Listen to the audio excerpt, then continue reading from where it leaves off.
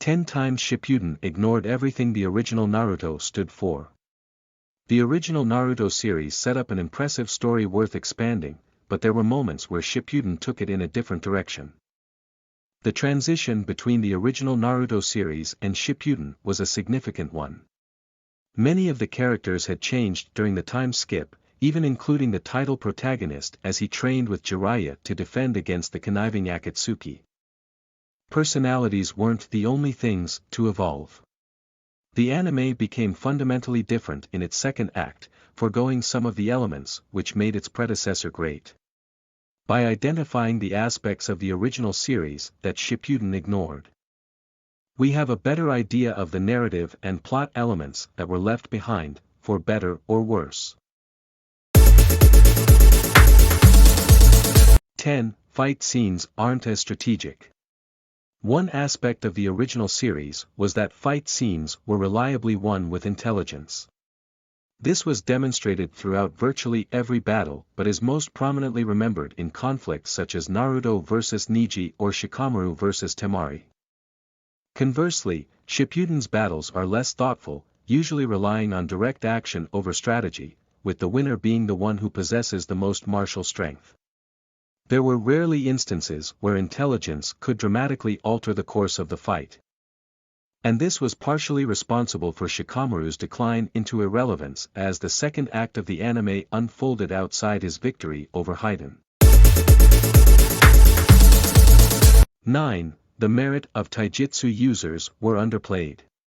Taijutsu was introduced as an alternative to ninjutsu and genjutsu.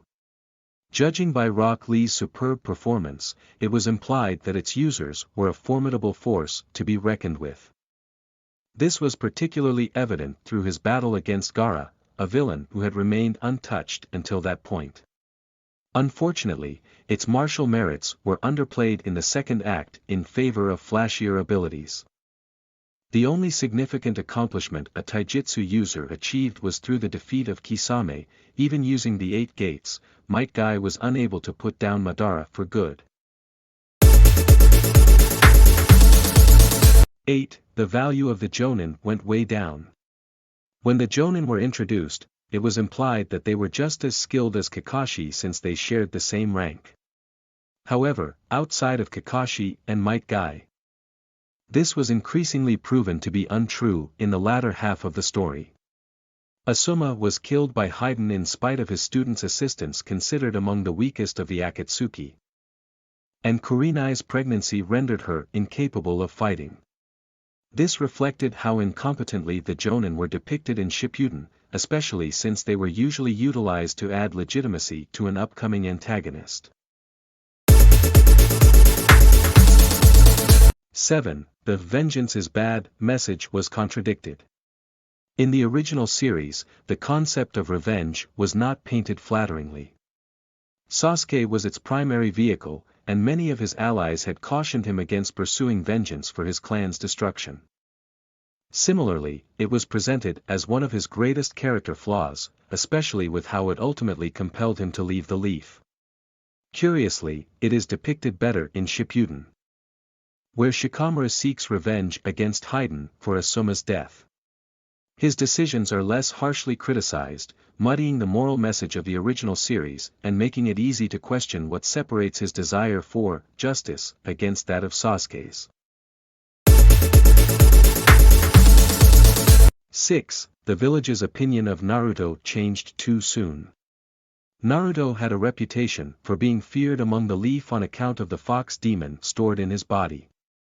With every victory he scored against Konoha's enemies, he mollified their fears further and eventually won their trust. However, the explanation for his ingratiation with Konoha is not entirely coherent. He was only able to truly make peace with Kurama during the latter half of Shippuden and under the tutelage of Killer Bee. Further, his ability to destroy his enemies should not assuage others' fears that he isn't as dangerous as they had perceived him to be. 5. Hard work beats natural talent. Hard work beats natural talent was a slogan coined by Might Guy and Rock Lee, though it is most glaringly applicable to Sakura. though she trained just as hard as Sasuke and Naruto. Her power ultimately paled in comparison to their own. This was on account of Hagoromo's blessing and for the fact that they were his reincarnated sons. Both were conditions of their birth and not something they had explicitly earned. By devaluing this message through the two main characters' superior performance over the rest of the cast, the original Naruto series lost arguably its greatest moral. 4. Itachi wasn't the heartless villain he was initially painted as. Itachi Uchiha was initially the main antagonist to his younger brother, Sasuke. Occasionally, he would make himself known throughout the original series, attempting to kidnap Naruto alongside Kisame and being narrowly thwarted by Jiraiya.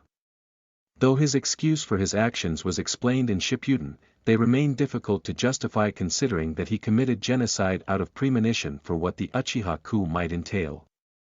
While he may have ultimately demonstrated his noble intentions, his abhorrent actions in achieving them were abysmally underplayed. 3. The Rasengan became easier to cast. When the Rasengan was introduced, it was supposed to be an incredibly difficult jutsu to cast and one that took immense precision to use correctly. This is why so few knew about it, a secret that Jiraiya had deliberately kept from malevolent forces on account of its potency. However, its fundamentals were almost entirely reversed in Shippuden. Instead of becoming hard to cast but powerful when it connects, it became easier to cast and less consequential to its target. Eventually, Naruto was able to create dozens of Rasengan at once through the assistance of his shadow clones, needing specific modifiers to keep them pertinent threats. 2. Sasuke's new goal after Itachi's death made less sense. Sasuke's message in the original series was easy to understand. He wanted to avenge his clan and was willing to do anything to achieve it. Though morally questionable, it was a coherent motivation that made him a relatable character. After his brother's death, he became even more malevolent than he was before despite having less reason to do so. Even giving him the benefit of the doubt that all of Konoha was responsible for the Uchiha genocide, his machinations targeted the rest of the world, victims who were completely unaffiliated with his quest to right the wrongs dealt to him. 1. There was less focus on the rest of the cast. In the original series, much attention and care were given to Konoha 11. Each of them had an opportunity to shine and demonstrate what they were capable of, even characters like Tenten and Shino could prove themselves. Unfortunately, Naruto and Sasuke occupied an enormous amount of attention in the second act to the extent where many fan-favorite characters would seldom if ever display their impressive fighting skills again. Many of them would be lucky to have a single major canon fight after the beginning of Shippuden.